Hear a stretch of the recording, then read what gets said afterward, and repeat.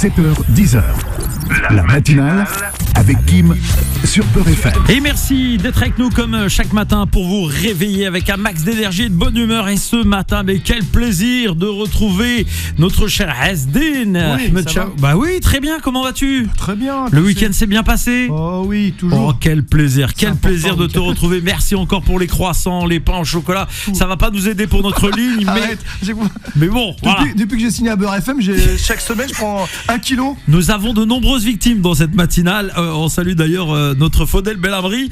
Oui. En premier, c'est donc parti le grand Kahwa. Et dans la place, et évidemment, avec une invitée exceptionnelle ce matin. Oui, pour ce grand kawa. On commence alors, une fois n'est pas coutume, par un kawa brûlant très sport. Et oui, aujourd'hui, on met un peu la politique de côté, quoique. Ensuite, pour mon kawa sans filtre, je vous parle du livre événement de cette rentrée 2024. L'auteur s'appelle Sonia Tir. Alors elle a été journaliste, je l'ai même connue. À l'époque, on a bossé ensemble à Quotidien. C'était une très bonne journaliste.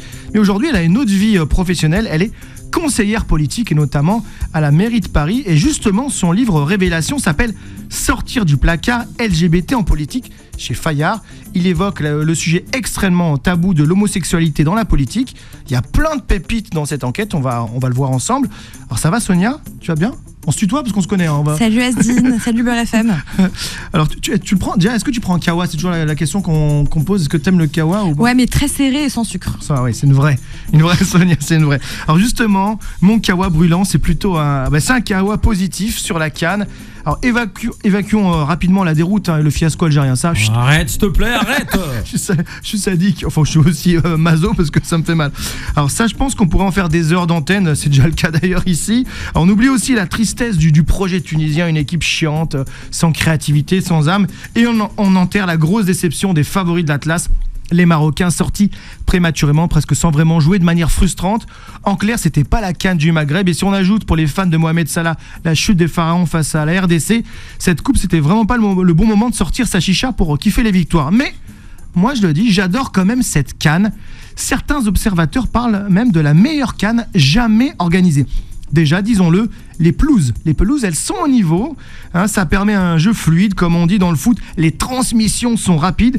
C'est donc bon à voir jouer et ça favorise les équipes qui jouent en équipe. Donc, bravo à l'organisateur. Déjà, la Côte d'Ivoire. Il faut le dire, félicitations, parce qu'on aime bien se moquer un peu On habituellement. est un peu jaloux, mais félicitations. Et oui, il faut dire bravo. Ensuite, c'est nombre de buts. Et ouais, il y a des scores spectaculaires, des buts à la dernière seconde, des retournements de situation. À l'issue du premier tour, par exemple, j'ai sorti le chiffre, 89 buts ont été marqués, 21 de buts de plus que la dernière CAN, soit un total largement respectable de 2,5 buts de moyenne par match. C'est pas mal. Est-ce qu'il compte le retourné annulé de Bounedjah ou pas? Ça fait 30, ça fait 90 buts alors.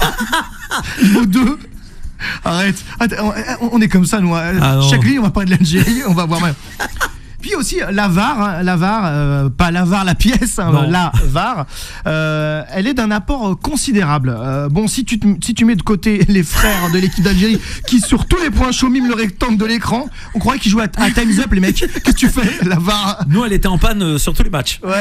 Non, mais moi je trouve que c'est une excuse ça, quoi. Non, arrête. Ah, mais d'accord, mais on n'était pas au niveau, on n'est pas au niveau. Oui, non, mais t'es d'accord, mais la VAR n'a pas fonctionné. Ouais, bon, elle n'a pas fonctionné.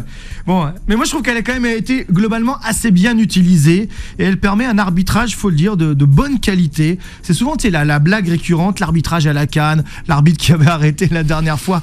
Au bout de 50 heures. Ou l'autre qui à la 86e, parce qu'il dit qu'il y avait une insolation. On se rappelle de ça.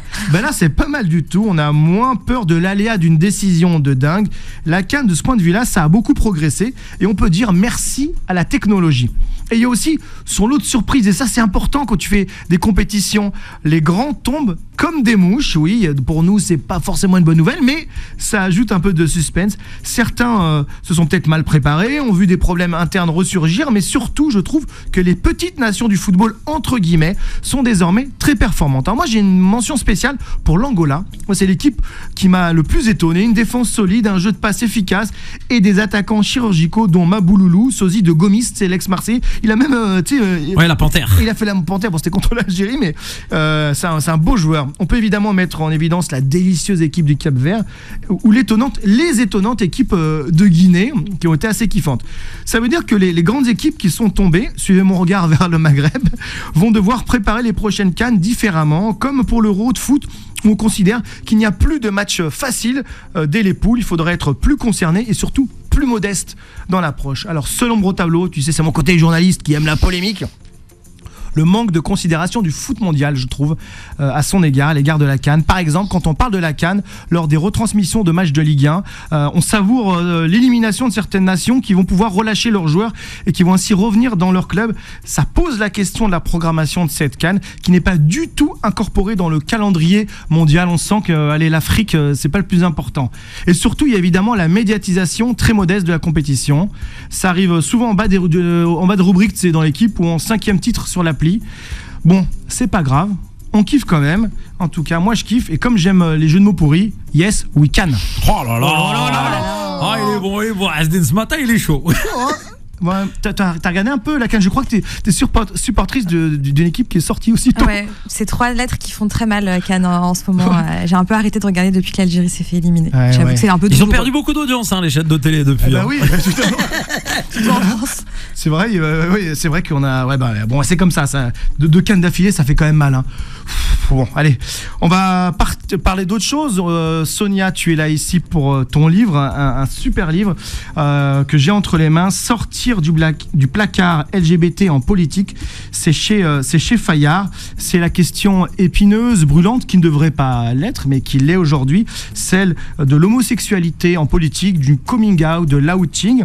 Déjà, j'aimerais qu'on commente cette couve. Elle est très jolie. Alors, pour nos auditeurs, il y a une Marianne et elle est accompagnée d'autres silhouettes de Marianne en couleur du drapeau LGBT. Donc, ça fait presque de la 3D.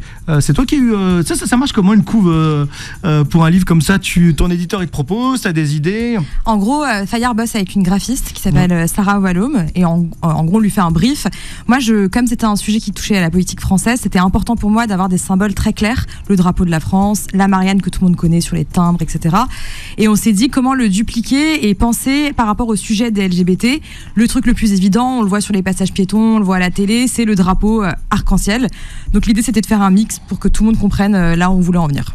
Alors, le contenu, un contenu, donc on l'a déjà dit, tabou. Donc il y a une première question, est-ce que ça a été facile de convaincre des personnalités politiques de parler de ce qu'il y a de plus difficile, l'intimité et la sexualité? Ça dépend des partis. Honnêtement, avec quelques surprises, bizarrement, ça a été plus simple de parler avec des députés ou des gens du Rassemblement National chez Marine Le Pen que de parler avec des Républicains chez Éric Ciotti. Donc ça, c'est un truc que je questionne dans le livre, qui est assez intéressant. Et ça dépend. On peut dire, un peu sans surprise, qu'à gauche, c'était peut-être un peu plus facile d'avoir des gens qui pouvaient en discuter, qui pouvaient me raconter Yann Brossat, etc. Et pareil, au gouvernement, c'était un peu particulier. Ils voulaient un peu le faire, mais avec leurs règles, avec leurs codes.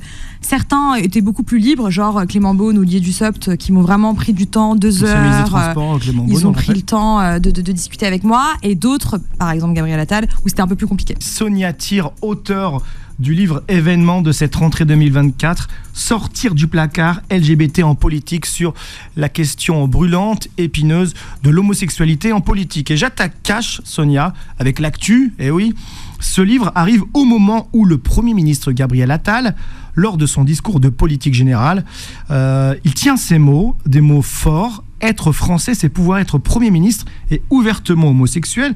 C'est un progrès selon vous qu'un ministre puisse dire ça ou pas? Totalement. Je ne sais pas si les auditeurs ont déjà écouté les discours de politique générale précédents. C'est pas trop l'endroit ni le lieu où on parle de sa vie privée, de sa vie intime. Donc oui, c'est un événement que Gabriel Attal en fasse une phrase. En plus, ce qui est assez drôle, c'est que Bruno Le Maire, le ministre de l'économie, a dû lire le discours de politique générale dans les termes exacts au Sénat, donc avec cette phrase aussi. Donc c'est vraiment c'est assez exceptionnel ce qui s'est passé ces derniers jours. Après, c'est symboliquement, c'est assez fort que le Premier ministre fasse ça, oui. Et c'est incroyable que votre livre, il sort à ce moment-là. Alors, Vous l'avez senti ou pas qu'il allait être nommé Premier ministre? Non, franchement. Non, mais je sais qu'il y a beaucoup de gens qui pensent que je travaille avec Gabriel Attal, mais pas du tout, et qu'on s'est tenu au courant. Non, c'est pas du tout le cas. Non, en fait, j'avais commencé à bosser dessus il y a un an, vraiment de manière forte, pour les 10 ans du mariage pour tous, et c'était prévu de le sortir là. C'est vrai que c'est incroyable, comme quoi il n'y a pas de hasard dans la vie, que ça sorte au même moment, mais non, il n'y a pas eu de connexion avec Gabriel Attal avant. Je vais me faire l'avocat du diable à propos de Gabriel Attal. On peut aussi estimer qu'il utilise sa vie comme coup de com', c'est-à-dire utiliser sa vie privée comme coup de com'. Certains ont affiché leurs enfants comme les Kennedy sous un bureau pour Paris Match. Lui choisit de mettre en avant son homosexualité. Est-ce qu'on peut être cynique et avoir cette pensée-là, qui fait ça aussi pour faire de la com'? Et alors qu'en plus il y a un gros conflit actuellement avec les agriculteurs, lui met le projecteur sur sa vie privée. Beaucoup de personnalités LGBT, d'assauts, de militants lui ont complètement répondu ça après son discours de politique générale, en lui disant en fait c'est super de dire cette phrase, mais dans ton ministère, dans tes ministres, t'as des gens qui sont pro-manif pour tous, il n'y a pas vraiment de positionnement sur des sujets qui sont très importants pour la communauté comme la GPA ou les droits des personnes trans.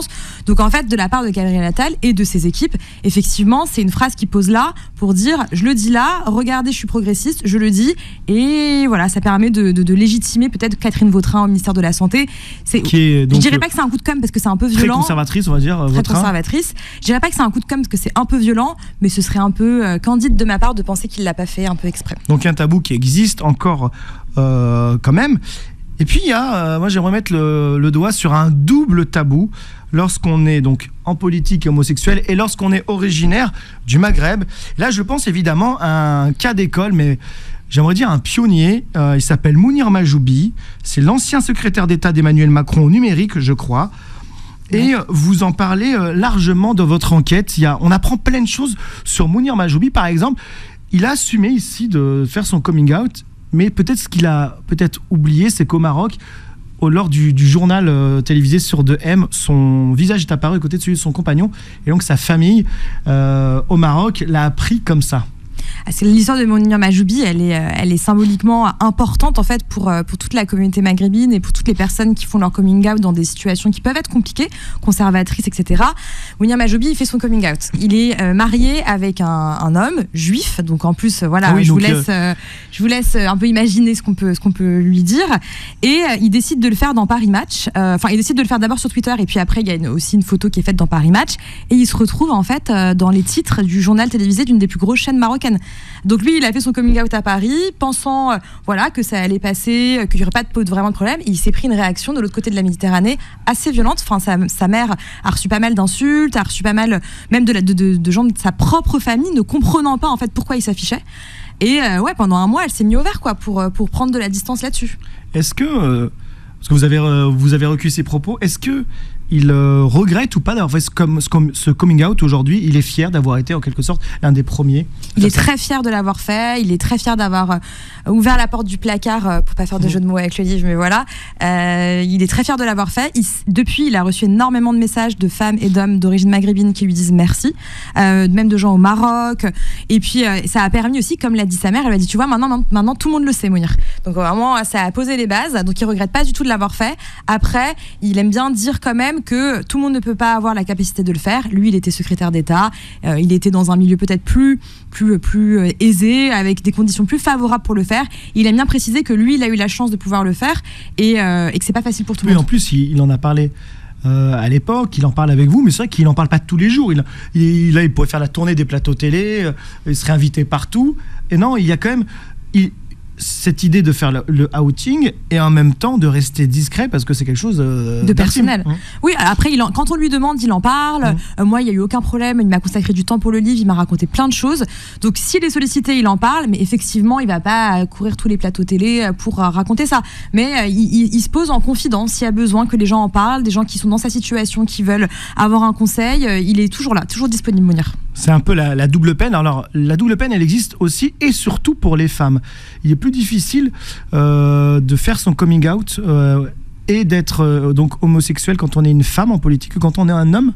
Totalement. Pourquoi ? Moi, j'ai galéré à avoir des témoignages de femmes. Vraiment, ça m'a pris 1 an. Et je peux les compter sur les doigts d'une main, hein, les témoignages que j'ai en in, donc des gens qui acceptent d'en parler avec leur nom dedans. Ça a été vraiment très compliqué. En fait, et les femmes que j'ai pu aborder, vraiment en plus dans des ministères, des députés, des élus qui n'ont pas fait leur coming out et qui ne disent pas qu'elles sont lesbiennes, elles m'expliquent que c'est trop dur, elles ont déjà bataillé pour arriver à des postes comme ça, à de hautes fonctions, et que en fait, rajouter en plus ça, c'est déjà qu'elles se prennent plein de remarques sexistes, parce que voilà, le monde de la politique c'est assez violent. En plus, rajouter le fait qu'elles ont une orientation sexuelle différente de la majorité des Français, elles ont peur en fait du retour de bâton, des insultes sur les réseaux sociaux, des menaces. Elles sont pas prêtes encore à faire ce sacrifice. C'est-à-dire que ça veut dire quoi, que l'inégalité femmes-hommes, hommes-femmes existe aussi dans l'outing? Elle existe aussi dans la communauté LGBT, hein. Enfin, franchement, les lesbiennes, c'est Alice Coffin qui me raconte ça dans le livre. Il y a une réunion chez Emmanuel Macron sur la PMA, donc on est à 2017-2018, sur la PMA, et il n'y a aucune association de femmes lesbiennes qui est invitée. En fait, ils font une réunion entre hommes pour parler de la PMA. Ah oui. Donc c'est dire que et les assos LGBT hommes n'avaient pas pensé en fait à inviter des lesbiennes pour parler de la PMA, ce qui est quand même assez problématique. Alors aujourd'hui, même à l'extrême droite, il y a des cadres qui ont fait leur coming out. Faut imaginer quand même le parti fondé par Jean-Marie Le Pen. Bon, aujourd'hui c'est le RN, mais c'est on va dire les successeurs. Il y a des cadres qui ont fait leur outing, qui assument, mais pourtant l'idéologie homophobe, elle demeure. Je crois que vous racontez une immersion dans un meeting du RN. Qu'est-ce qui s'est passé ? Totalement, ça existe toujours. En fait, je me suis infiltrée des vieux réflexes journalistiques à un colloque organisé par la... Pardon, mais ça se voit un peu si vous arrivez au meeting du RN. Moi, si je suis service d'ordre, je fais... Je me suis fait... Au bout d'une heure, ils m'ont remis avec les journalistes. Ils se sont dit, ok, c'est bizarre, ça colle pas trop. Ils m'ont remis dans le truc avec les journalistes. Je me suis je me suis invitée à un colloque organisé par Jordan Bardella et le Parlement européen. Ah, délicieux. Sur la propagande LGBT, le lobby woke, voilà, et plein de mots comme ça, où en fait, dans ce colloque, on tapait sur tout le monde, les homosexuels, les lesbiennes, les personnes trans, les personnes qui voulaient discuter de la colonisation. Enfin, vraiment, c'était un pot pourri de plein de trucs. Et donc, je suis allée là-bas, j'ai discuté avec des militants, et il y avait des cadres du RN qui étaient là, il y avait des conseillers de Marine Le Pen, il y avait Jordan Bardella qui était là, qui était le maître de cérémonie, vraiment la star du colloque. Donc oui, et ça, il y avait du monde. Enfin, on était à la Maison de l'Amérique latine. Pour ceux qui nous écoutent, c'est un truc à côté du Sénat, magnifique, merveilleux, où il y a eu des conférences avec Angela Davis. Enfin, imaginez le truc. Et Jordan Bardella était le maître de cérémonie de ça, et la salle était blindée. Mais il n'y a pas une contradiction, parce que certains de ses collègues et certains de ses collègues importants, par exemple, je pense à Sébastien Chenu, qu'est-ce qu'il pense lui de ça, lui qui a fait son coming out, qu'est-ce qu'il pense de ce genre de position, de ce genre de colloque? Il y a une hypocrisie. Ceux qui ont fait leur coming out au RN, ils assument ces prises de position, ou ils disent la politique, faut qu'on soit un peu partout? C'est assez intéressant pour les 3 députés RN homosexuels que j'ai dans le livre, donc Jean-Philippe Tanguy, Sébastien Chenu et Thomas Ménager. Alors Thomas Ménager, Jean-Philippe Tanguy, porte-parole du parti à l'Assemblée nationale, et Sébastien Chenu, vice-président de l'Assemblée nationale. C'est pas n'importe quoi. C'est l'un des visages les plus connus du RN. Et en fait, Marine Le Pen a choisi de les mettre à des postes très visibles. C'est eux qui prêchent la parole, c'est eux qui vont sur les plateaux, c'est eux qui font les débats, donc très visibles. Donc c'est ça qui est assez intéressant. Elle est très maligne, Marine Le Pen. Elle sait très bien qu'en mettant des homosexuels à ces postes-là, elle gagne un peu la paix.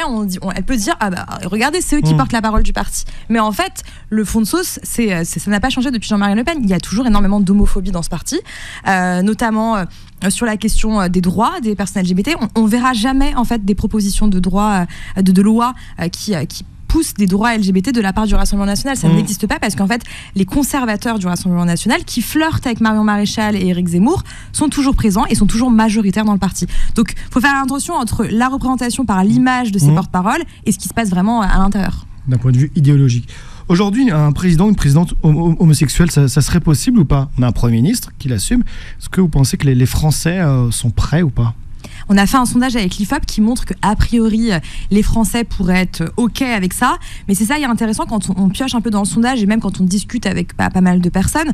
Ils sont un peu, OK, mais il faudrait qu'il soit pas trop militant, il faudrait qu'il en parle pas, il faudrait que ce soit un homme. Enfin voilà, il y a plein de critères qui font qu'en fait, ils seraient pas vraiment prêts. Ce qu'ils veulent, c'est quelqu'un qui peut-être est homosexuel, qui le dit une fois comme ça. C'est un peu comme les Arabes. Est-ce qu'il peut être président ou pas? Pas trop, arabe mais pas trop, gay mais pas trop. Enfin voilà, c'est un type de gay précis qui est vraiment Gabriel Attal.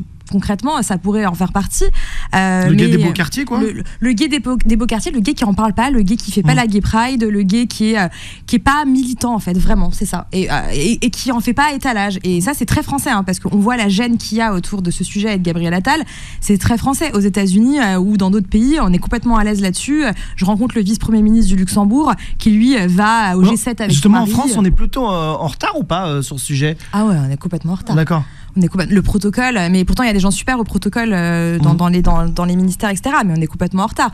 Moi, j'entends des histoires de couples d'ambassadeurs ou de trucs comme ça qui me disent sur les invitations, à aucun moment il y a écrit monsieur et monsieur. Ça n'existe pas. Ah oui. Ça paraît pas très important pour les gens, mais symboliquement. Si demain Gabriel Attal est élu président, on dira quoi, le premier monsieur, le premier dame, la première dame pour son compagnon? C'est une très bonne question. On devrait dire le premier monsieur, mais je pense que personne n'a anticipé ce truc-là, ouais. Non, on est en retard là-dessus. Il y a une gêne française. C'est intéressant de savoir quel mot serait utilisé pour...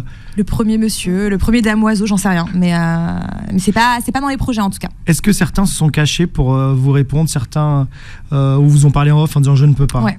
Vraiment, j'ai eu pas mal de témoignages. Tous les partis politiques Tous les partis politiques, même au sein du gouvernement aussi. J'ai eu pas mal de gens qui m'ont parlé en off et qui m'ont dit qu'ils souhaitaient pas avoir leur nom dans le livre. Mais qui m'ont parlé quand même.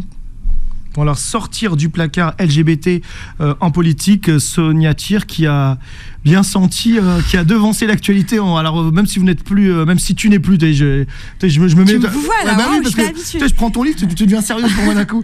Même si tu n'es plus journaliste, tu as senti, comme on dit, l'air du temps. Et bravo à toi, c'est un excellent livre. Merci beaucoup, merci de m'avoir reçu sur Beurre FM. C'est important de parler de ces sujets sur cette radio, je pense. 7h, 10h. La matinale avec Kim sur Beurre FM.